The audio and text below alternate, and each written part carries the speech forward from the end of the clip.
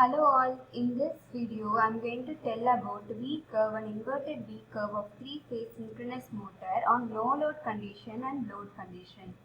Drag and drop the experiment onto the workspace. This is the synchronous motor. Synchronous motor is a machine that converts electrical energy into mechanical energy and operates only at synchronous speed. The synchronous motor has two parts, the stator and the rotor. This is the stator windings or armature windings. As this synchronous motor is a three-phase synchronous motor, three phases R, Y and B are shown. This is the field winding of the synchronous motor. The field windings are connected to the field system. A three-phase AC supply is given to the stator of the synchronous motor and a DC supply is given to the field system of the synchronous motor. Therefore, the synchronous motor is called double excited machine. Three-phase supply is given to the stator, which induces a rotating magnetic field RMF in the stator windings. The synchronous motor is not a self-starting machine because the rotor poles cannot change their position due to inertia. Therefore, in order to make the rotor rotate, a prime mover is used. The prime mover used here is DC shunt generator. Now, let's plot the V curve and inverted V curve of three-phase synchronous motor under no load condition. No load, no resistive load is added to the synchronous motor. Now, switch on the three-phase supply of the stator and increase the stator voltage or armature voltage up to its rated value. The synchronous motor ratings are given below. The armature voltage rating is given as 450 volts. This is auto transformer. Using the auto transformer, increase the armature voltage up to its rated voltage, that is 450 volts.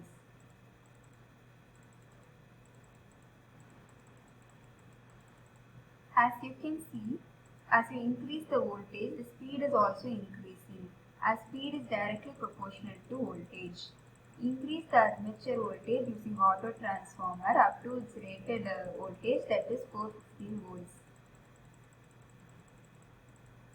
Yes, we have reached the rated voltage, that is 450 volts. Now you can see the speed of the synchronous motor from the tachometer, which is 1495 rpm.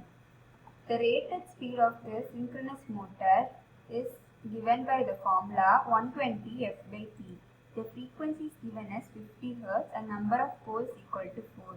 If you substitute these values in the formula 120 F by P, you can get the value of the synchronous speed as 1500 rpm. In order to bring the speed of the synchronous motor to 1500 rpm, give supply to the field system by closing the VPSD switch and increase the field current.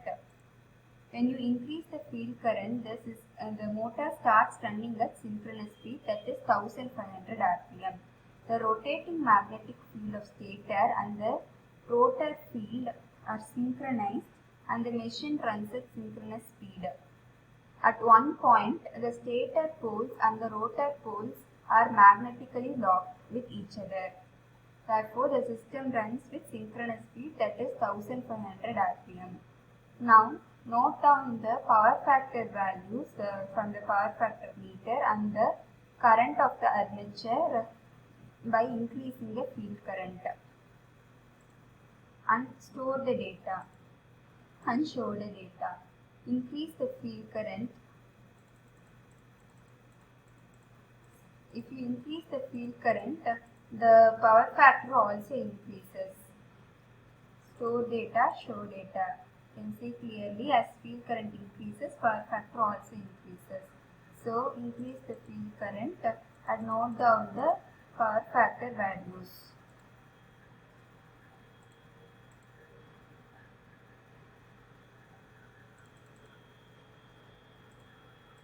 As field current increases, the power factor also increases. Take the values of the unity power factor.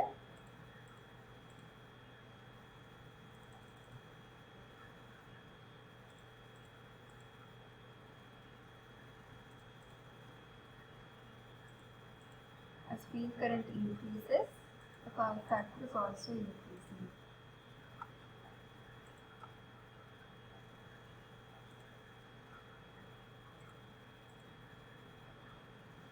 Now the power factor has become unity, that is 1. After this, when you increase the field current, the power factor starts decreasing. See, when you increase the field current, the power factor is decreasing. Store this data and also show this data.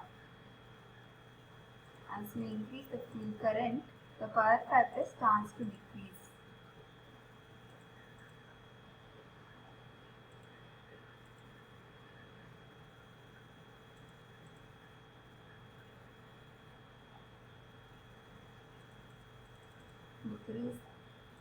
As you increase the field current, the power factor is decreasing.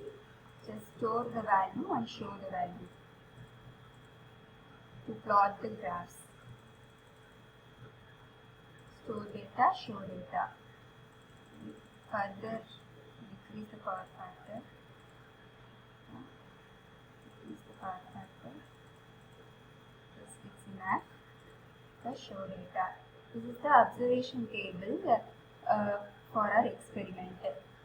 You can see as field current increases, the power factor also increases. This region is called under excitation condition, where the power factor is lagging. Then at unity power factor, the condition is called critically excitation condition. Here the armature current is minimum. After that, when you increase the field current, the power factor starts to decrease. Now let's plot the graph between field current and armature current. When you plot the graph between field current and armature current, you will get a V-shaped curve. This is called V curve. You can see that as IF increases, IA decreases. Therefore, field current and armature current are inversely proportional.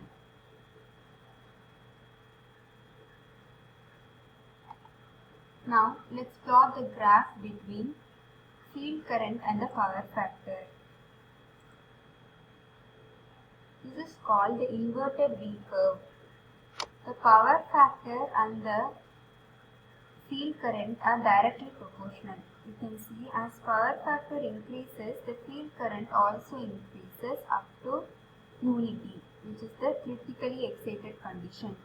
After the critically excitation condition, the power factor decreases as field current increases. When you change the excitation, the power factor changes from leading to lagging. This is the observation table for no load test of 3-phase synchronous motor. Thank you.